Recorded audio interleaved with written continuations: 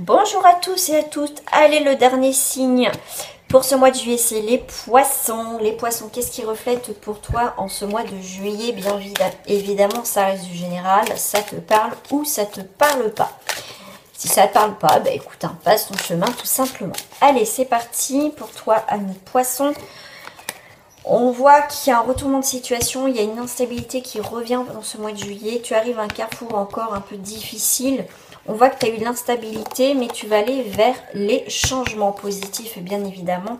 Tu as des décisions irrévocables à prendre, des décisions que tu ne reviendras pas dessus. Tu as un verdict. Il y a quelque chose qui arrive vers toi, en tout cas, où tu dois trouver des compromis. On voit beaucoup la balance, l'équilibre, alors que par rapport à la justice ou des choses comme ça, des papiers administratifs, quelque chose de juridique, d'important. Il y a des compromis à faire et ça va durer dans le temps, d'accord? Là, on voit qu'il va y avoir des discussions effectivement pour un compromis et suite à ça, il y a des décisions à prendre. Tu t'éloignes de quelque chose qui ne va pas pour aller vers où? Vers quelque chose de mieux, de magique en tout cas pour toi, de meilleur. Tu quittes quoi? Tu quittes quelque chose qui ne fonctionne pas dans ta vie, sentimentale ou autre. Qu'est-ce qu'on me dit d'autre avec ces cartes-là? Vous avez, voilà, demandé des conseils. Tu as la réussite qui est là. Et tu as le dévouement, d'accord? Il y a quelqu'un qui peut t'aider. On te parle d'insouciance, de contrariété et de grande joie. Donc, pour toi, tu as des bons conseils. Les bons conseils vont être la réussite. Donc, demande bien conseil avant pour évoluer dans ta situation, bien évidemment. Tu as fait peut-être preuve d'insouciance, ça t'a contrarié, mais t'inquiète pas, tu as la joie qui revient. Donc là, ça te confirme. Une dernière carte. Voilà, s'il y a un truc juridique ou quoi que ce soit, ça va être, tu vois, la maladresse, une mauvaise...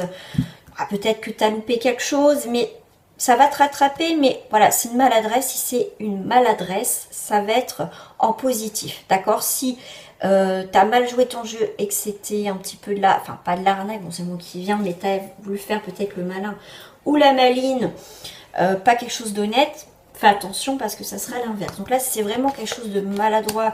La maladresse, t'inquiète pas, c'est en positif. D'accord? Ça arrive à tout le monde de se tromper. On va terminer avec l'oracle du chemin du pavé d'or. Qu'est-ce que j'ai pour toi? Les poissons. Pétales de rose. Donc pour moi, il y a une nouvelle attraction. Il y a du mouvement dans l'air pour toi qui arrive.